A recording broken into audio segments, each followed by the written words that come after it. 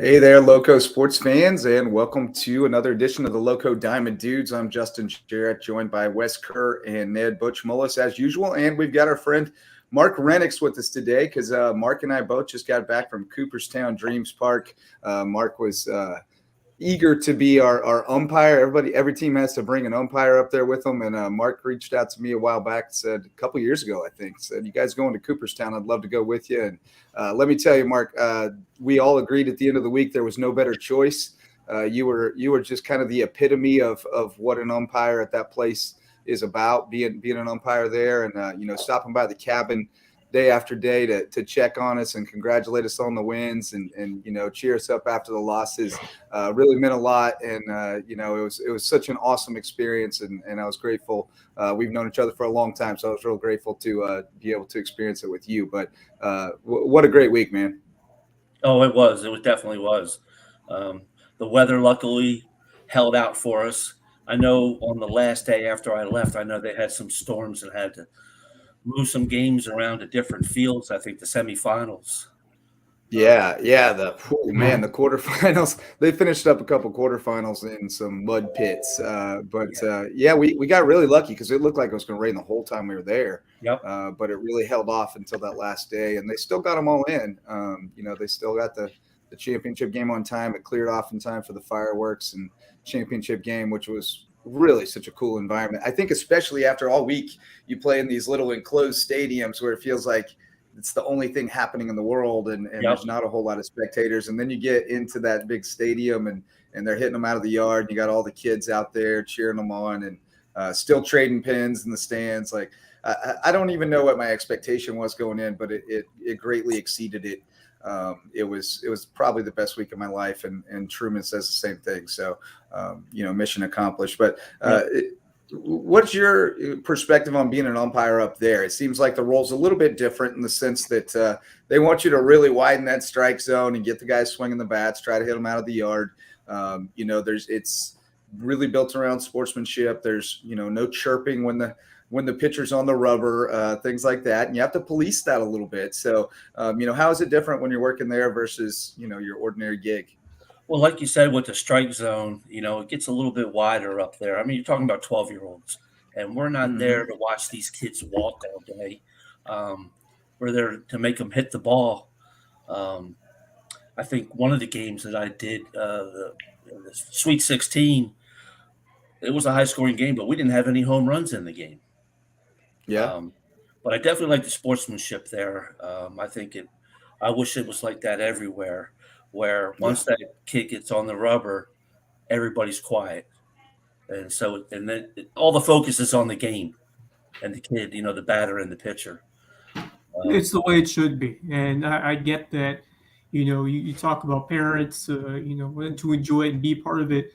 This is baseball at its purest. They say it's a kid's game at its heart. And that's, what epitomizes this special week at Cooperstown. It's not a normal, experience where you have those, compared them to, once you get the championship game, it's different. But for most of those games, it was, as pure as it gets. Just two teams, coaches join the game they love the most. And there's just something special about that. I'm sure you can attest to that, Justin, and yourself as well, Mark, about, just how intimate, how close-knit. And at the end of the day, it's all about, building friendships and enjoying yourself out there. That's what you really take away. I mean, development and want to have success, but I think at the end of the day, every team can recount on what a special experience they shared with each other. Yeah, I mean, even the umpires, we bunk in those barracks. Yeah, we don't have as many umpires in each barracks, but I was there for 2 weeks last year, and I bunked with the first week it was some guys, and then the second week it was different guys, and then this year it was I think there was 10 of us, and I didn't know that guys from Utah, from North Carolina, Tennessee, all over, California, and I made some friends, guys that I got their phone numbers, and we're going to keep in contact. And maybe when they go back next year, I don't think the Waves has a team. They don't have 11U team, from what I understand, so they won't have a team next year.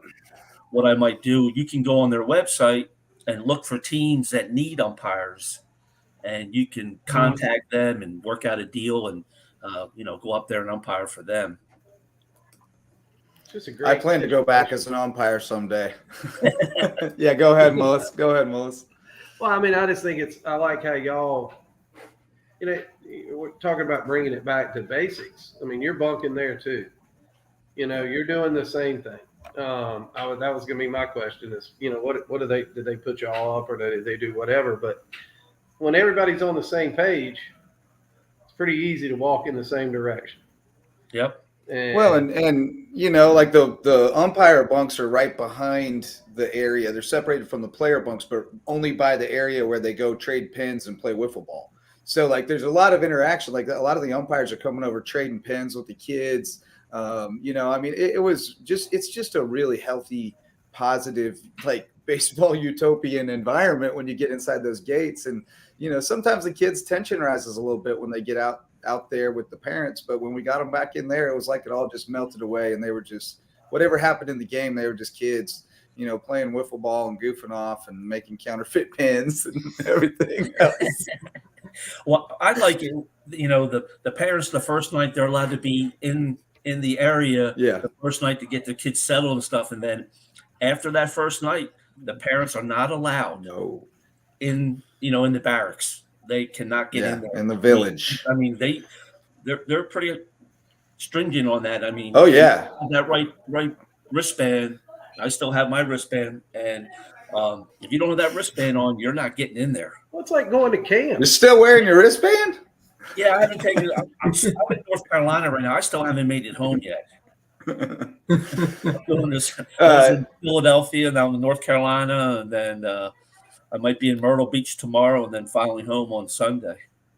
Right on. Well, Wes, to your point about the friendships, I mean, I kind of got into the pin trading. We didn't get into it at first. A few of the kids did, but Truman wasn't into it. And I said, well, I'm going to take over then. We got all these pins. And I went out and started doing it. And then he got into it too. We got a pretty good collection. But I'd go around in the evenings and I'd just, hey, you guys want to trade team pins? And then I'd chat with the guys a little bit. And I'd always say, hey, how'd you guys do? And they'd be like, we went 1-5. And I'd be like, did you have fun? Oh, yeah, man, this was the best. And I'm like, that's what it's really about. I mean, we even had a team a couple bunks down from us that went 0-6. And, they were in the 77 versus 78 game out of 78, and they lost it. So I guess you'd say they're the worst team in the tournament, but they said they had a great experience, and they were there to the end. They didn't leave early. They stayed for the closing ceremonies and everything, championship game. So, I mean, that's what it was all about for me. It's basically sleepaway camp, but you get to eat, sleep, and breathe baseball while you're there and play a bunch of baseball too. And I had one kid I stopped and talked to, the Billy Goats from Powder Springs. They had the coveted pink Billy Goats pin that was in our cabin. We had one. Cooler traded it to Charlie. Charlie traded it out, and we never saw one again. But anyway, I saw the Billy Goats, and they said, one kid goes, yeah, man, they're from Powder Springs. He says, yeah, man, we got the kids from Hawaii on the other side of our bunk, and I got one of them's phone number. We're going to be friends. That's like Starks now. Yeah, exactly. And then we also had Colin. One of my quotes of the week was the guys across across from us, their bunk, Dry Pond, North Carolina. We lost a dogfight to them 8-5, I think, in on day 2. And and one of the kids said, Coach, I thought Dry Pond was going to be our mortal enemies, but they ended up being our best friends.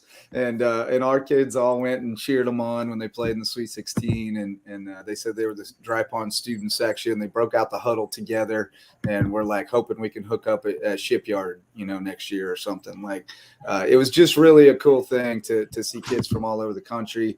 You go in totally blind. I mean, you can look up Game Changer, but what do you really know from that?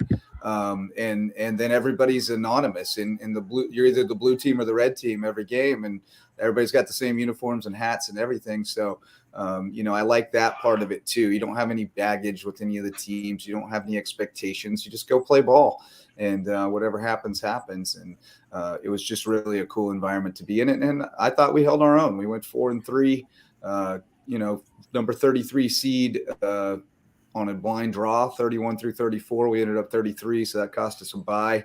But we viewed it as giving us an extra game, giving us an opportunity to play one more game there. We came out and won that bracket game, and then lost the next one to the number 32 seed in a game that was just one of those weird games. It was like 10-3, but it felt like we had, we outplayed them all the way. We out-hit them. We hit rockets right at people. They hit cap shots and jam shots that dropped in for hits and, just didn't go our way. Baseball gods weren't smiling on us that time, but it was just a phenomenal experience with the boys. And I thought we acquitted ourselves quite well. 2 of our 3 losses, the teams ended up in the Sweet 16 or beyond. So we felt pretty good about that, but it was great competition. There's some dudes out there. What did you think of the size of some of those boys, Mark? I mean, they were bigger. They were taller than me. And this one kid came up to bat, and the catcher goes, "You're 12 years old." And he goes, "No, I'm 11." And this kid was huge. He hit one that, I mean, it's only 200-foot fence.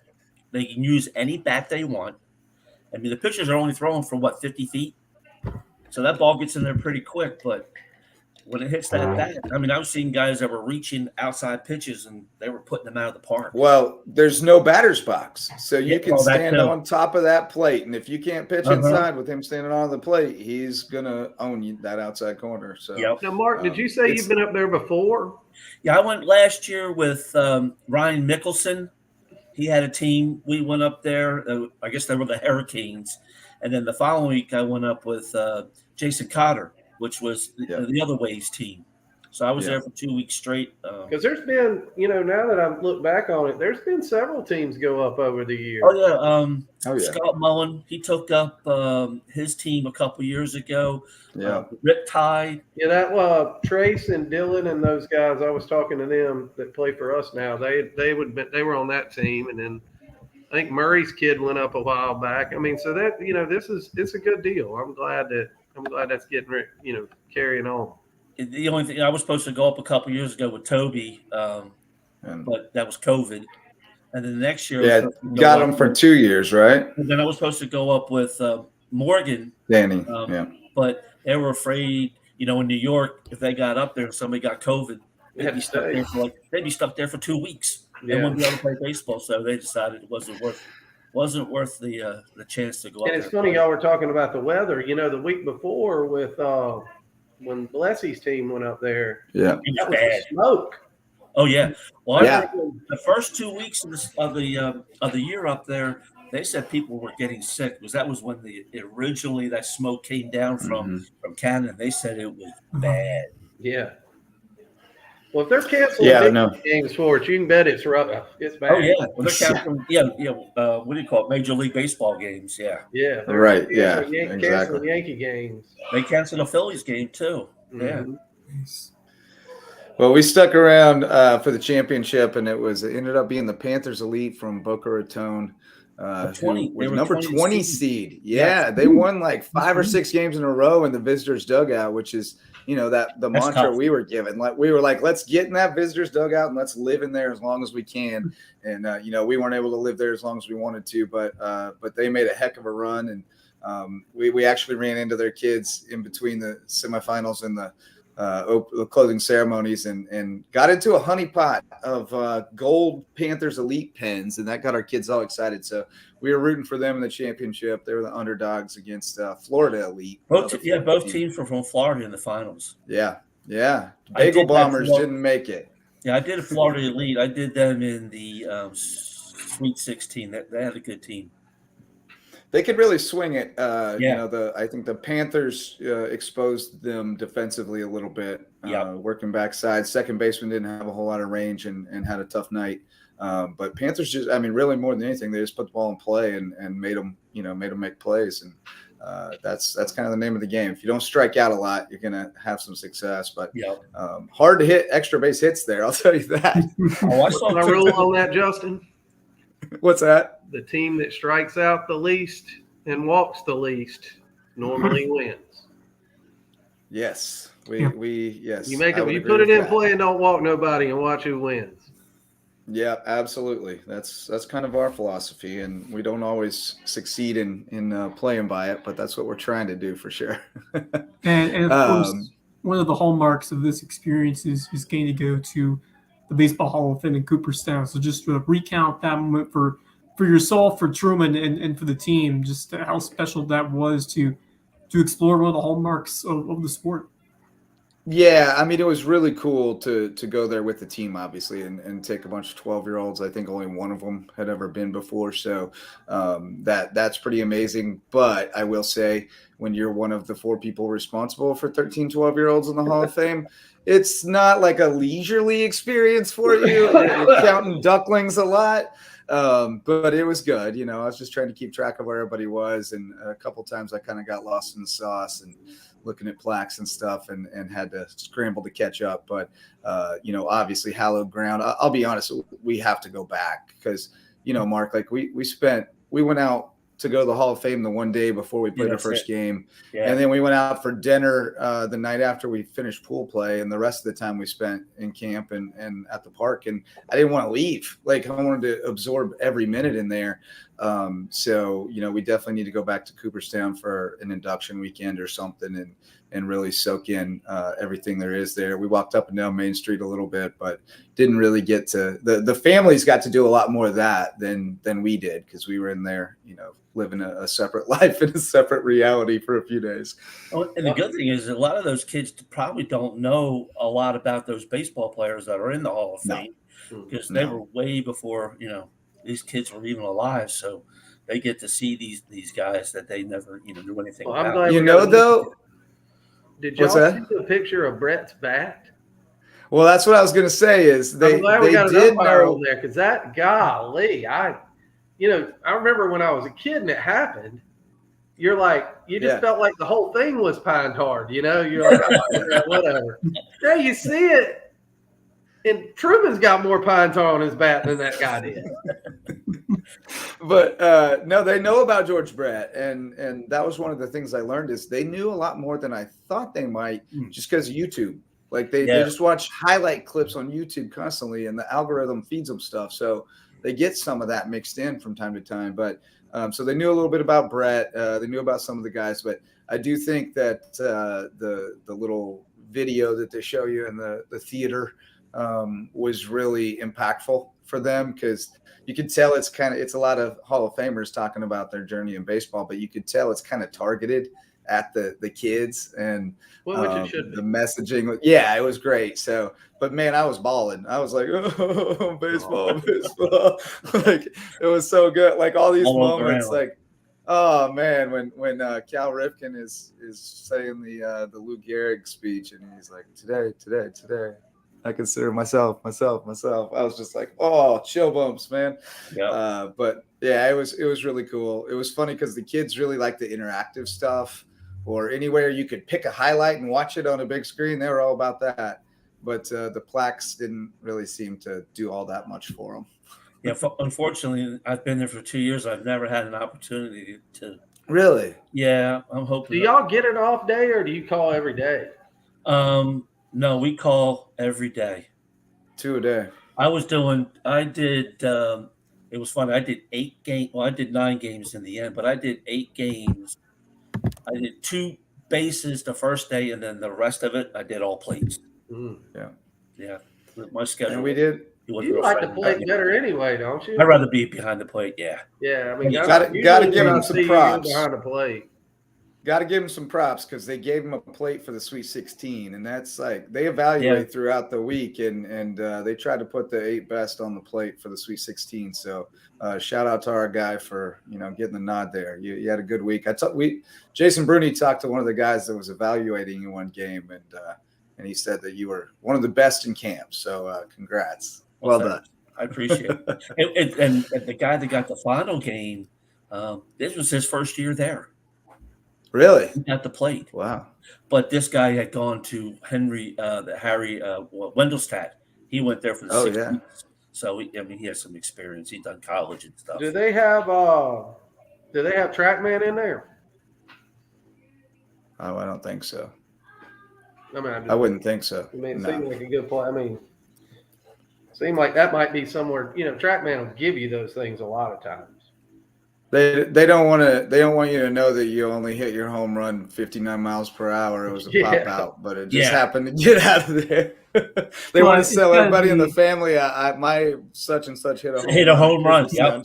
But it must be magical. I mean, to see those balls go to the fence, like you said the other day, to have a little bit more of those home runs and much the kids. The thing for me is when somebody barrels one, you brace yourself because there's either going to be that crack off of the wood and it's like everything reverberates inside those stadiums, or it's going to disappear. And either way, it's very satisfying, unless, of course, your pitcher just sort of. Yeah. This has got to be either the best time in the world to be an umpire or the worst. Because I don't. Can y'all see that? Is that too What's bright? that, game day? That thing. Just imagine those big league guys now that come out. That's the Yankees game today, and the umpire scoreboard's already out. Yeah. That guy was 96%. And he missed 4 calls. When they, I mean, it's crazy. But and then they give you the impactful calls. Yep. You know, you get held to such a standard now. And I don't know if we were going to get into this. And Mark, you don't have to get into it if you don't want to. But I was hoping when you came on tonight, one thing you would talk about is we've all got to get better with umpires. Oh, no doubt. No doubt. Everybody. And because you guys are having a hard time filling spots. Oh, I know. Yes. And to me, I've been doing this a long time. I will tell you this, and I chirp with the best of them, but it's not bad. It's never a time that we don't come and talk. No, I see stuff now that ain't chirping. I see stuff now that's over the line, and to the point of you're like, why would you do it? Mark, I have that conversation a lot. Why do you do it? Number one, you do it because you love it. Yep. But number two, you get some dumbass coach, and they can take that love away quick. Oh yeah. And I'm telling you, it's getting worse. It ain't getting better. Yeah, hand to hand. I mean, I did. Oh my gosh. I did that 14. I did that 14. Well, that guy's out. That dude's out. Good. But I mean, but I'm talking about at the lower levels as well. Yeah, especially. I mean, nothing against travel ball, but travel ball makes it. I mean, I don't know what it is with travel ball. I mean, I guess they're paying money and all this stuff, and parents think that we can do what we want to do because we're paying all this money to for our kid to play baseball, and travel ball umpires. And I don't do it anymore. You show up and you're doing 6-7 games in a day. I think that starts with I think the program that has to do with the program. I mean, I think the head coach and the coaching staff has to take charge of that. We wouldn't allow our parents to do that. No, I mean, we would go talk to them and tell them to pipe down. But we see stuff that is unconscionable. I mean, we saw the one team in the tournament out there from Florida that we played against that was awful, and they had a guy get kicked out of there in the next game, and we knew exactly who it was because he was awful in our game. And you get kicked out at Cooperstown Dreams Park, you get a lifetime ban. So that guy is not going back. Well, when we're in the playoffs and we have a 2-man crew because we couldn't fill all the everybody in a night. Oh, I'll tell you that it's not that we couldn't fill it. It's what the athletic director asked for. If your athletic director asked for 3 umpires, there would be 3 umpires there. Oh, I asked about that too. I asked about that also to Jerry. Why, the playoff games at Beaufort, why don't we have 3 umpires? He goes, because they didn't ask for 3. Oh, I thought I was under the impression they couldn't fill it. No, we might have filled it, but who knows what's going to be there. So. Yeah, they may have told you who the third one was going to be, and they said, "No, we'll keep it 2 man." We'll stick. You had that Somerville game. Is Morlando as good as they say? I don't think he was. I mean, he was. I didn't see. His fastball wasn't anything better than. I'm talking about the hitter now, the lefty. Oh yes. Oh, he hit one. That It's rare when you see top 5 round talent come through, and that guy's the goods from what I hear. So you got to see it from 3 feet away. Yeah. He crushed that ball. It was like speaking of big league talent you got to see up close, Carmen Majensky off to a pretty strong start in Pittsburgh. Obviously, a couple bumps in the road here, but had some good outings. What do you recall from seeing him in high school? Unfortunately, I didn't get to umpire. Oh, you didn't? Okay. No, because I was still working at PALS, and oh yeah, so you're still. There was no time for me to do. I tell you, I saw him up close and personal. But I, did it when he was younger. But he could. I'm sure. And as impressive as he was on the bump, he was more impressive at the plate. Yep. Yeah. I think he might have set the home run record for around here, as far as any. I think he hit like 12 home runs his senior year. It hit a lot. Hell, I think he hit 3 at our place. I know he. Yeah, I missed his senior year. But I saw him mostly as a shortstop when I was at the high school. Yeah, he played shortstop. Yeah. Well, I think with Tani, with him now pitching and hitting, I think we're going to start seeing more players, kids that are in high school do the shortstop and the pitcher. Well, hell, Skeens went to Air Force as a catcher. Yeah. Skeens didn't go to Air Force as a pitcher. Yep. He changed when he was there. And, the college makes you into a one-dimensional player. You're either, you bat or you pitch. And I think you hit the nail on the head. I think you're going to start seeing more than that with the success that Caden Grice had, that big guy, Florida, that first baseman. Mm-hmm. Yeah. Those guys, you're starting to see a little more and more of that. Well, it used to be a non-starter. Even the guys who did it in college, it was just a non-starter. You had to pick one or the other. And now I think teams are like, holy cow, if we can get 2 players for one roster spot, like that's a massive advantage. To have those two-way guys. It's like Spurrier used to say, you pay me more money because I'm a head coach and offensive coordinator. Well, that's what Tani, you're going to pay him 2 salaries. Yeah, you got to pay him 2 salaries, Yeah. How about some history in Major League Baseball last night? The first perfect game since 2012, and maybe one of the most unlikely pitchers to do it. And Domingo Germán, who came into that start last night having a really rough outing against Seattle. He gave up 8 earned runs, comes back against Oakland, and fires the perfect game. Well, since we got the umpire on here again, they might not have been checking that hand too much last night. Now, do they do that every inning, or they just every inning? They check them every inning now. But Germán, I'm a Yankee guy. I watch him all the time. That guy, when he's got it right, if in the immortal words, if he's landing that breaking ball, he threw, 99 pitches last night, 70 some were strikes, and 51 were curveballs. So, half the pitches were breaking balls, and he threw 70 some strikes. So I didn't get the stat on how many breaking balls were strike. I know he had 12 swing and miss on that breaking ball though. So he had to hammer with him last night. I gotta give you a bond when you go out and see your team do something like that as a pitcher and as the rest of the team.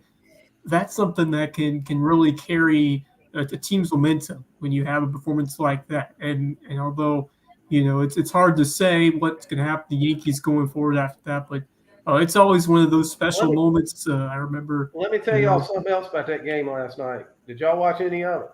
I saw the last 2 innings. The starter for Oakland last night was J.P. Sears. Yeah.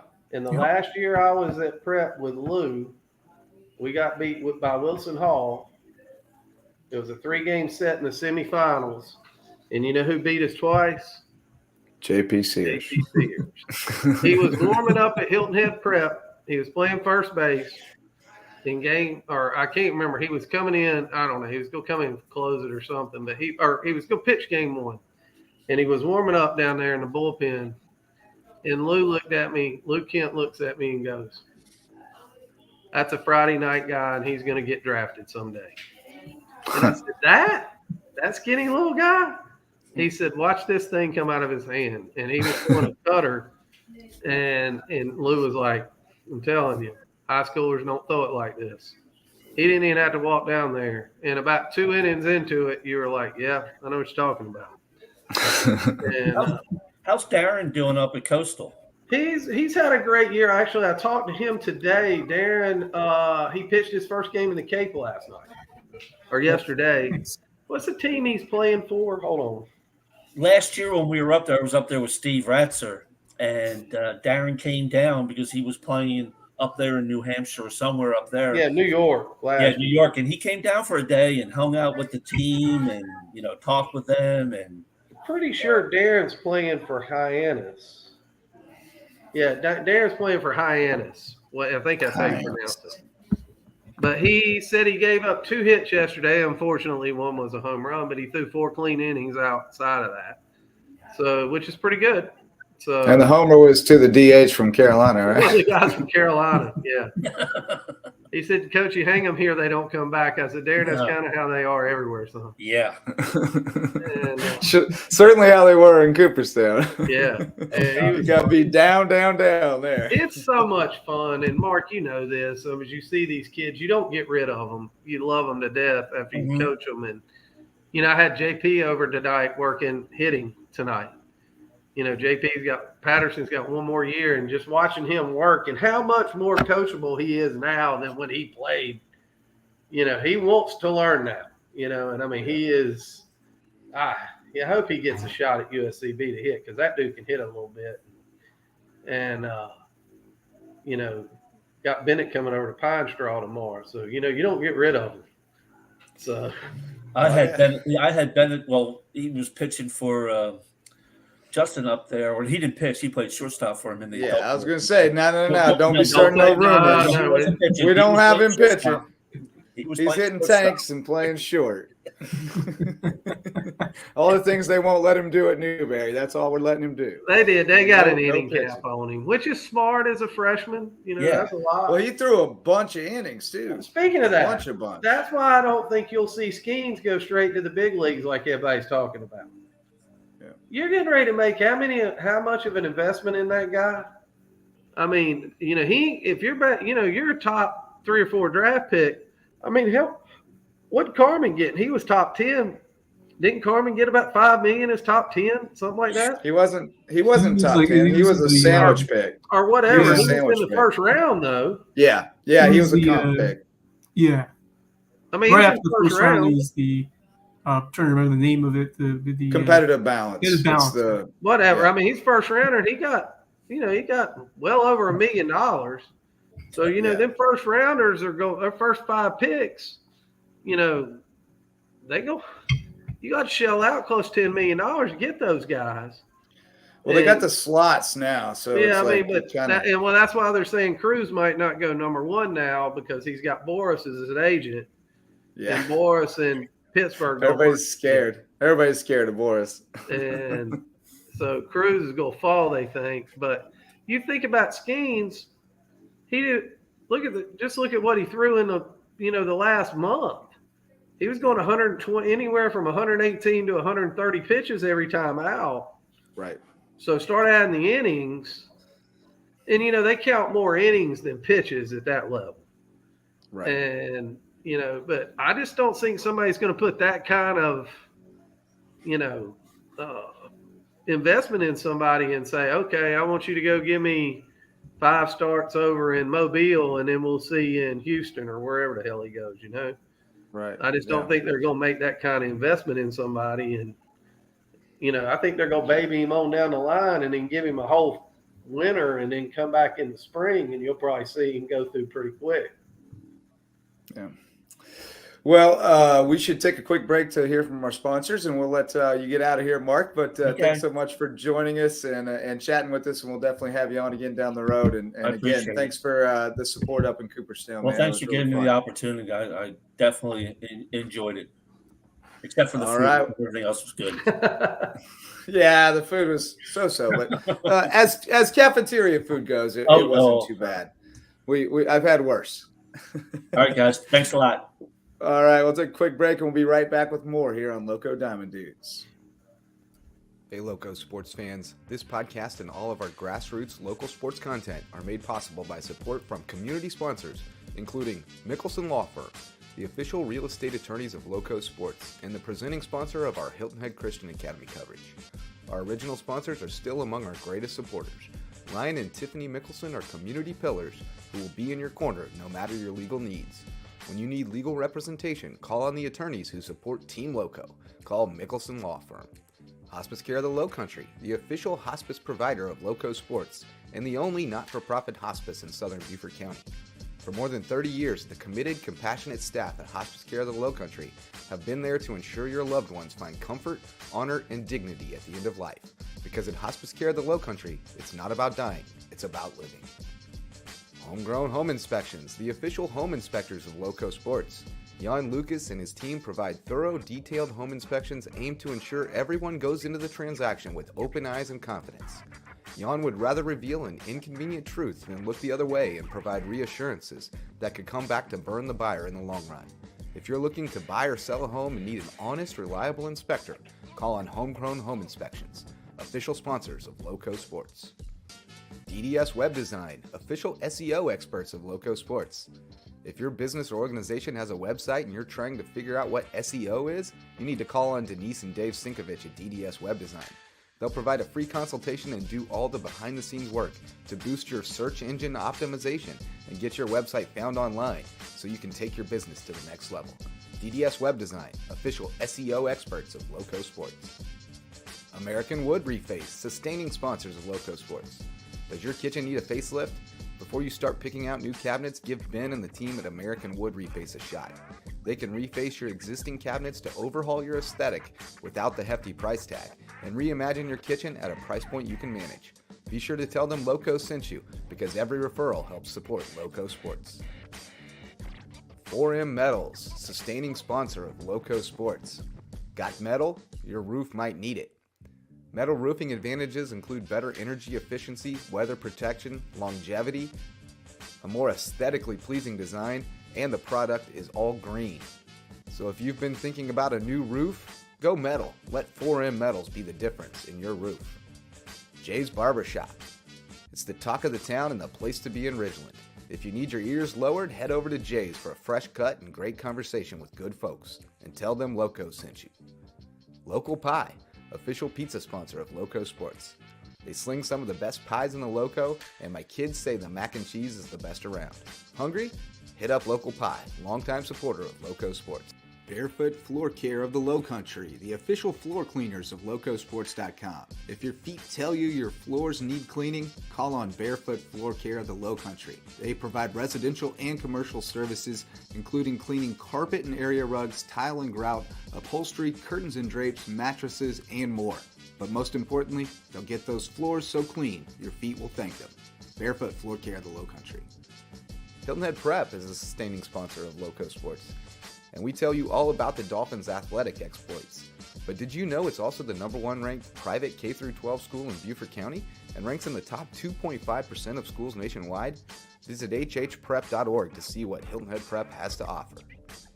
Beaufort Academy is a sustaining sponsor of Lowco Sports, and we love covering the Eagles. With a student-to-faculty ratio of 7-1 and an average class size of 14 students, Beaufort Academy could be just the educational solution you're looking for, with more one-on-one attention. BA has a strong history of working with the whole child to prepare each student for college and life. Check them out at BeaufortAcademy.org. Thank you to all of our sustaining and supporting sponsors for their support of LowcoSports.com. Go Lowco! All right, back on the Lowco Diamond Dudes, Justin Jarrett along with Wes Kerr and Ned Mullis, and good to talk with Mark Rennix. And like I said, he really got the spirit of the thing, and I think being up there for a couple of weeks last year probably helped with that. But he was definitely the right guy for the job, and the kids enjoyed interacting with him. And they at first they're like, "Who's that guy who came to our cabin?" I was like, "Oh, that's our umpire we brought." "Oh, that's our umpire? Oh, cool. That's our umpire." And they brought us some umpire pins, and then he was their best friend. So going to the comments here, we did have a couple comments from Richard Jennings. who also had that experience with that Riptide team a few years back. He asked if we took enough pins. We did, but we didn't fully understand the pin game. It's an economy of scale, and we took 100 each of just a regular pin, and we got there and we figured out the real cool thing was to have a set. And you have your regular pin, your special pin, and then your rare pin. And so, the rare pins were the coveted ones, like the pink billy goat. And we didn't get our hands on that one, but that's what we figured out. But then rare pins started showing up on the last couple of days. There was a gray Bluffton Waves pin that was special that we did not make, that somebody had traded for. And then some blackout Bluffton Waves pins started showing up. And I think some Sharpies were out of ink. And that was not just us. I think our kids got the idea from others who were doing it. One kid told me I was calling them idiots for doing it. And he said, why you call them idiots? That's smart as hell. He said, I made a black one and I sprayed it with a little cologne so it didn't smell like Sharpie, and I traded it for 3 golds. So I guess the American way starts early at Baseball Village. Buyer beware in the Baseball Village, to be sure. But they made them look cool enough. The kids wanted to trade for them, so I guess they were doing something right. But let's talk a little softball, guys, because we got some softball news. The Bluffton 8U softball All-Stars won the state title last week I forget where they were playing, up in Easley, I believe is where they were at. They beat Monk's Corner twice, and Monk's Corner beat them 2 out of 3 back in the district. So pretty cool for them to be able to avenge that and get 2 wins. And, I know Zach Lynham is really excited. I talked to him before they went, and they were hoping maybe they could flip the script. But that's the coach pitch division. Those girls can swing it. And now, we got to find them a pitcher, start developing some pitchers, because it sounds like we got some definite offensive talent coming up through the ranks. But congrats to those girls for bringing home a state title. That's awesome. Yeah, and I think we've been seeing a surge of development in softball that's been prevalent at the high school level, especially when you look at teams like Colleton County and even the other side of South the Broad of Hilton Head we got Ray and Marsh specifically with Hilton Head, and then you got some of those girls in Bluffton who are getting ready to play at the next level. But then you got Kylie Rast, who has been absolutely tearing it up this summer. She a couple weeks ago pitched 27 innings. She allowed 5 runs, but she struck out 45, a 1.28 ERA. She has been just looking the part like a dominant pitcher out there in the circle, and it's been really cool to see her development. Also, she's been hitting 362 at the plate. Slash line with 444, 532 on base. Yeah, that's still accurate. So for the summer season, she's thrown 76 2/3 innings with a 1.46 ERA, 0.81 WHIP, 107 strikeouts and 10 walks. That'll do it. That'll get her done. Man. That will get her done. I know Gleason and them this is their big week. I know this is the big week. They're all. I don't know what it is, but it's Is it up in Atlanta or something? Culminates in Colorado this week.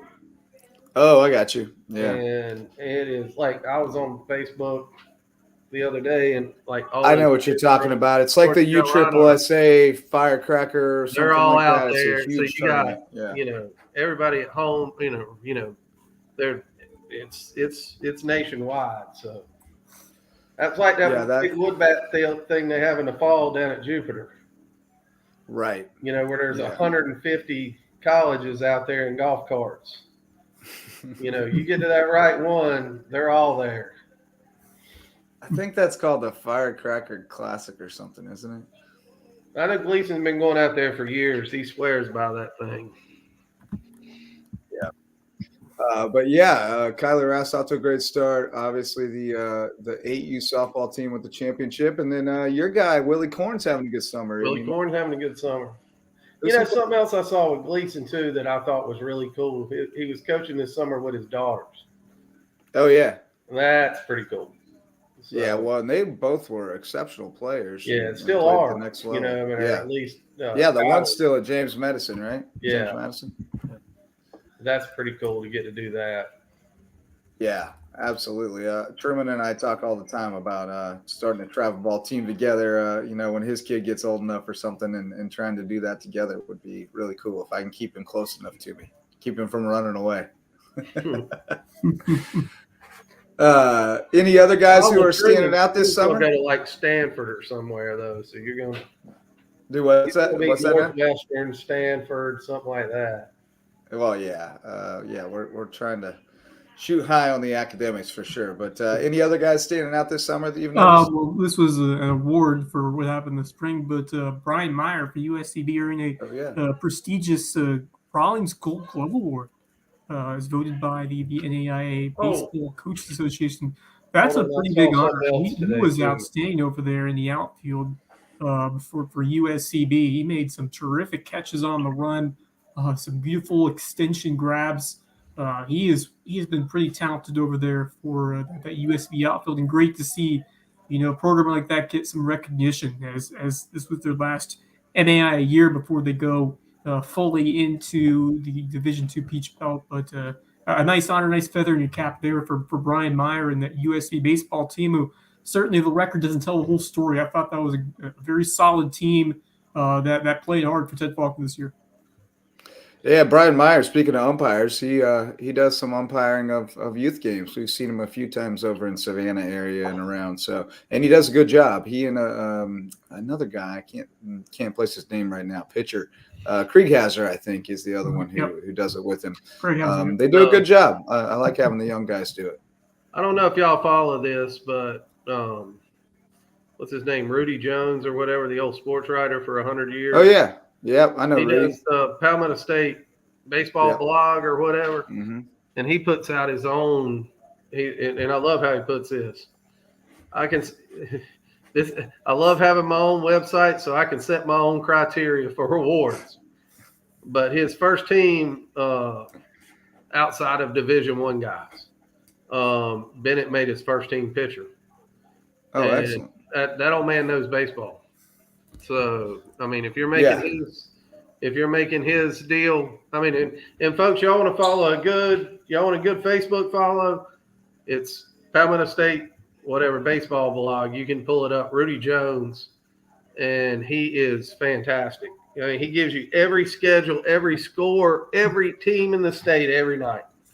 And he's been doing it for years. He used to work at the Greenville News, and when I was at USCB, he'd reach out and check on us and let us know when he shouted us out and stuff like that. I've seen Monty. It's purely out of love, man. I've seen Monty and those guys literally call him from the dugout 5 minutes after a game's over to give him a score. Bubba Dorman, you name it. And what I love about that guy, he gives USCB the same love as he gives the USC Gamecocks.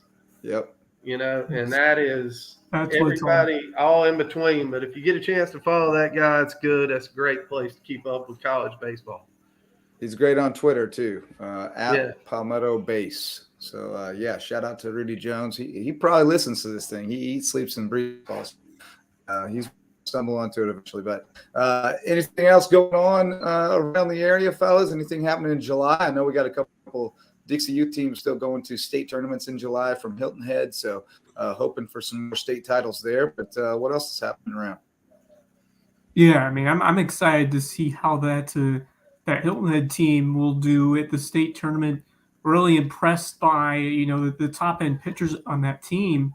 But also you look at some of those stars at the plate. I mean, you talk about Espinoza, who's an absolute dynamite player at the plate. But, even up and down that lineup, there's some guys who put the ball in play, have a good recognition of when to swing and make good contact with the ball.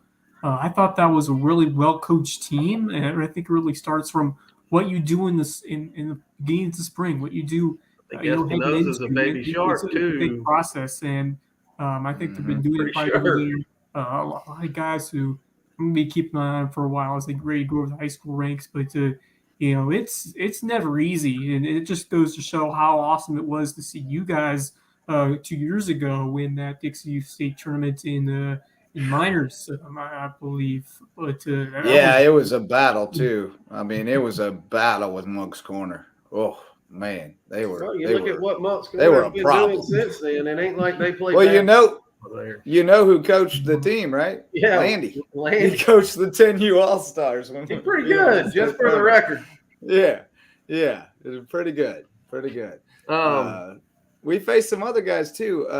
I think the Island Trojans. I think the James Island coach has a hand in that, or somebody who used to be the James Island coach. Well, you got no, that's just those whole areas. Hopefully, Bluffton can turn into the hotbed like those areas.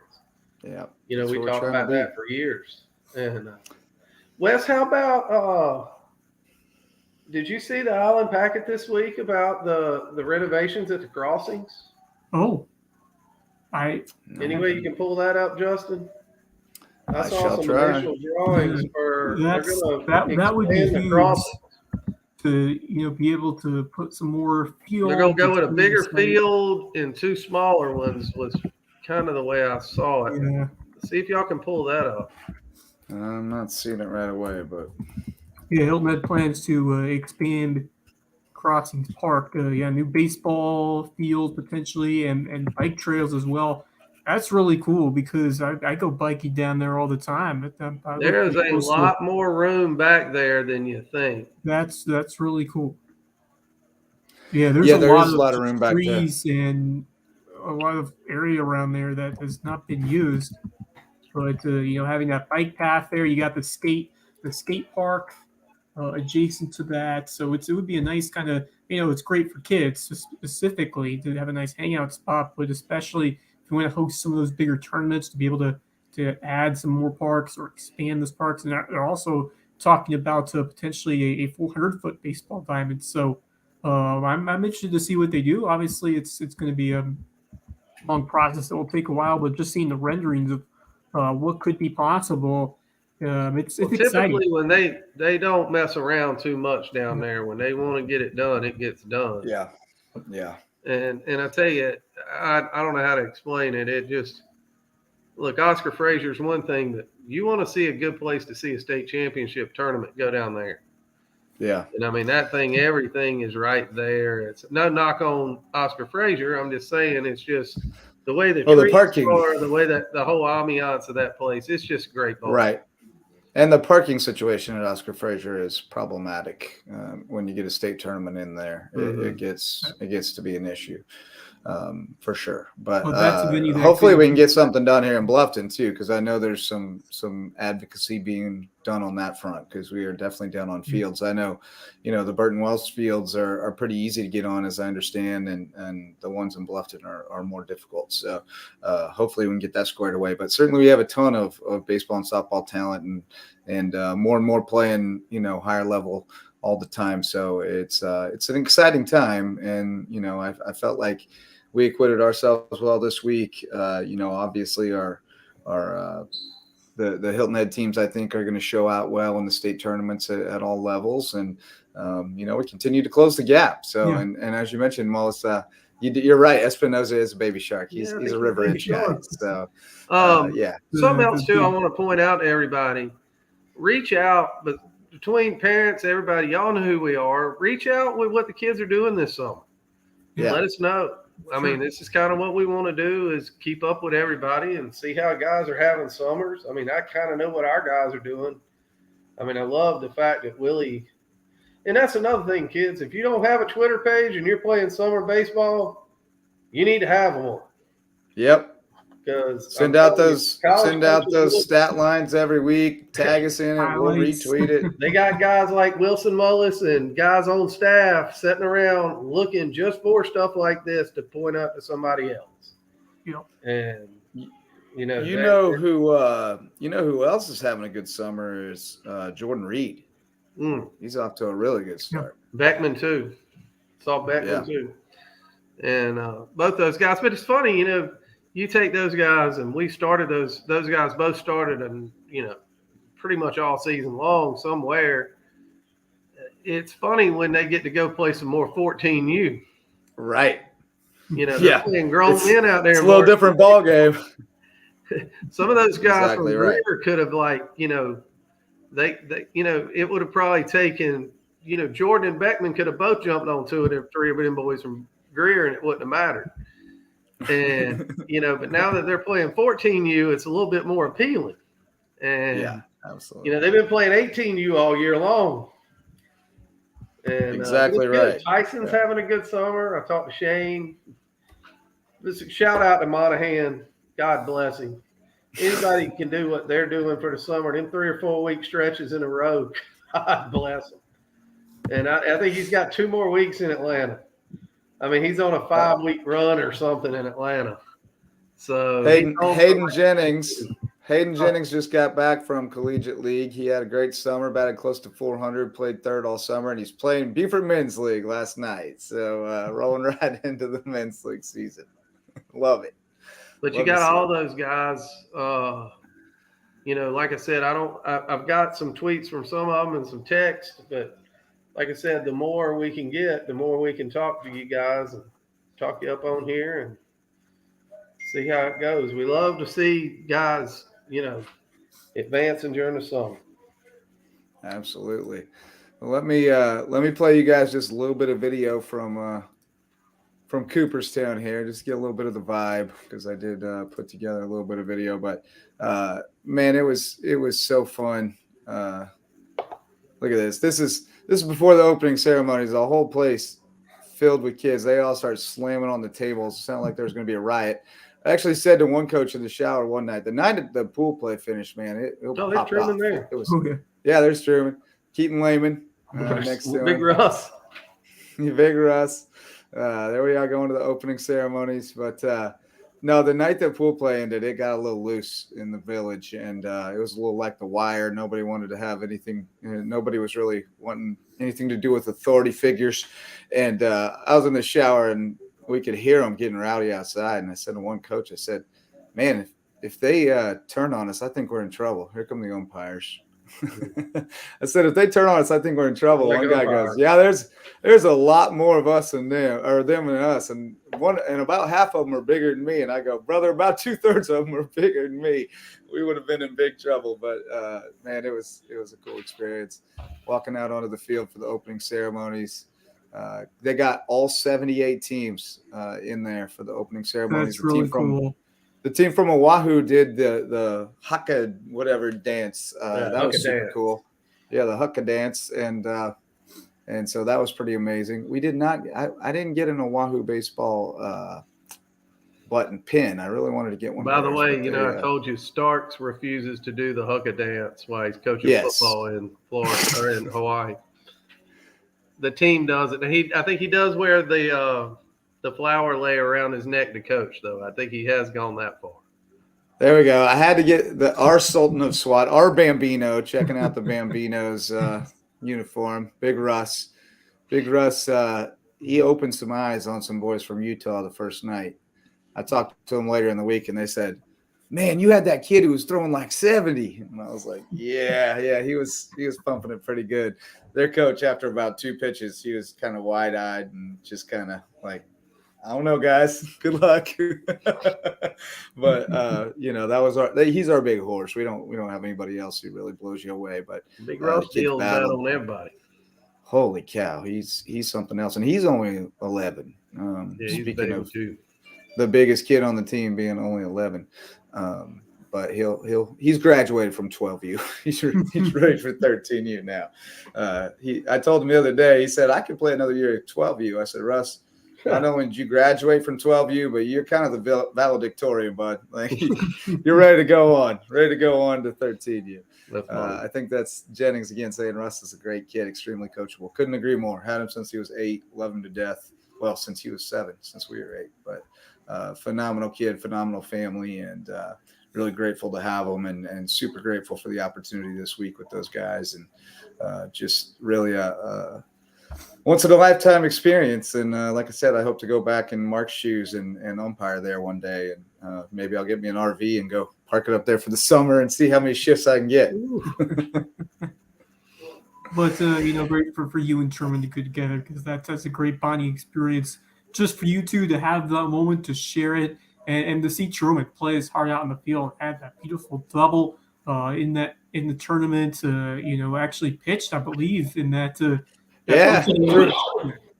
He took the first game of bracket play, tried to save us some of our arms, and he did just that. 33 pitch, 4-inning complete game with 26 strikes on 33 pitches. We told him throw strikes down in the zone, and he did that. Would have had a shutout, but he got a pitch out call 3-0 to try to put a dangerous guy on base, and he left it over the plate and got hit out of the park.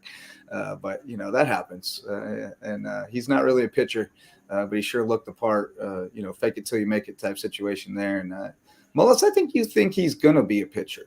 He hasn't pitched a lot yet, but he's got a little bit of – he's a guy who can maybe give you some innings. We'll see. Below the threshold. Yeah, we like them all. We'll give them all a chance on that bump at some point. If you can throw strikes at the knees, you're gonna. You know what I say about JV? It's single A baseball, baby. That's we play it like single A baseball. Everybody, you might see all 9 guys bunt one day if we didn't like how they bunted in practice. But that fits our style. That's the place to go learn. That's the place to go Amen. learn. And Amen. Because you got to get that bunt down when the lights are on in that tournament. Yes, sir. I think that's what people want to. I hope everybody watching, everybody sees it. Baseball's real in this state. They play real baseball in this state. You look at the majority of those teams that just did well in Cooperstown over the last 2 weeks were guys out of right around here. Yep. And South Carolina, Georgia, Florida, North Carolina. You look at those College World Series rosters, they were littered with South Carolina guys. Yeah. All those teams were. And, it's just a great place to be around baseball and watching people put the resources in it now finally. And you don't have to go to East Cobb to do it. You can do it effectively around here now. Yep. Just everybody out there, you just got to keep, it's just fun watching it happen because we were 10 years behind, but I think we're catching up. I really do. Yep. Yes, sir. And, especially now, these kids are seeing the fruits of Brian and Greg Harrison, those guys. Yep. Carmen Majenski, those guys.